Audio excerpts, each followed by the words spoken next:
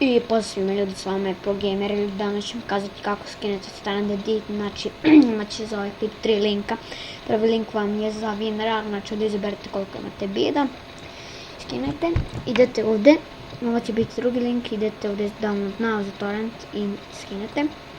Ovdje ćete imati link za igricu, imate za 64-bitni bid i za 32-bitni. Ima se skine za 32-bitni, samo da uporedite, pa evo ga. Sam već skinula. Znači uđete tu, idete continue, na ovo ekstraktujete, znači samo ovo torrent nam ne treba, znači ovo prebacite na desktop,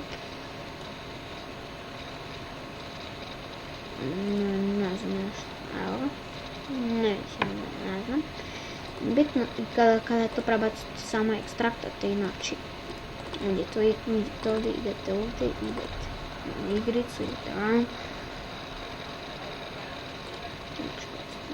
Ovdje imate, ovdje izaberete grafiku, ako imate laptop, uzmite laptop, ovdje.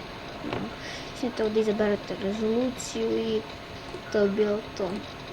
Znači to je bilo što se tiče ovog klipa, nadam se da vam svidio, ako vam svidio ostavite like, sub i share, a mi se vidimo u sljedećem klipu. Pozdrav!